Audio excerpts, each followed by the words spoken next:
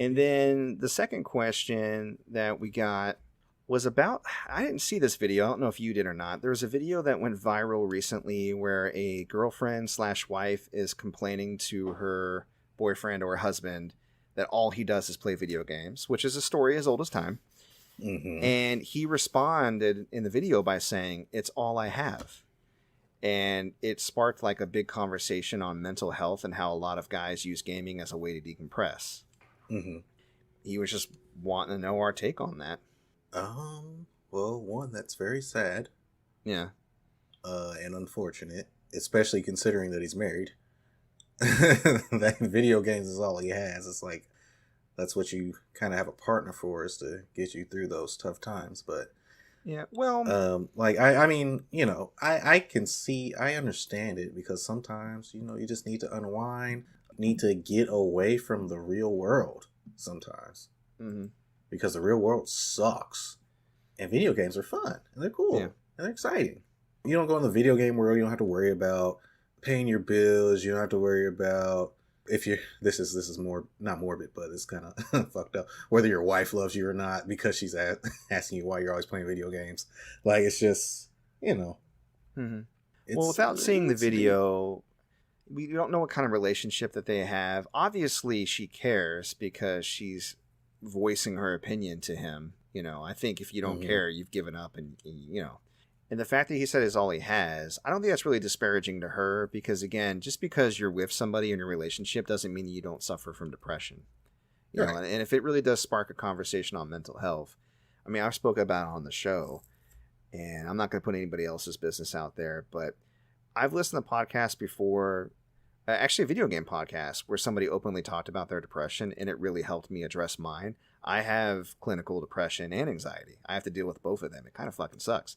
But video games have been a way for me to decompress. It's been a way for me to forget about the anxieties I have and to focus on something without ruminating too much, which is one of the issues I run into when my mind is left to wander.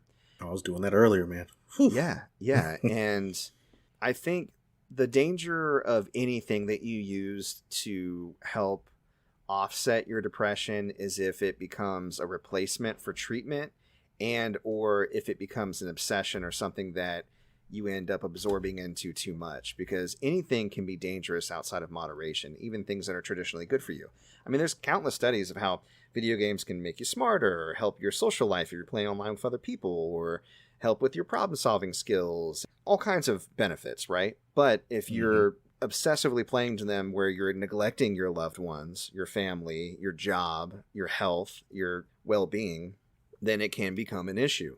So I think that anybody that's listening, if you feel those thoughts, you're always worried about what other people think, or your self-talk is always very negative, you call yourself names all the time, or your self-talk is always shameful, I would advise that while video games may be helping you, it might be good to go out and actually get some help and be honest with the people in your life that you trust, that you care about.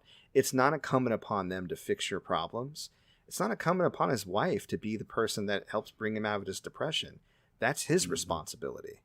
So if that really is all he has, that's the first step to admitting that he needs help. And I hope that he gets it. So that's what I would have to say about that. But yeah, I think video games, for me personally, have been a huge help in tempering my depression back when I didn't have the tools, the money, or the wherewithal to treat it properly.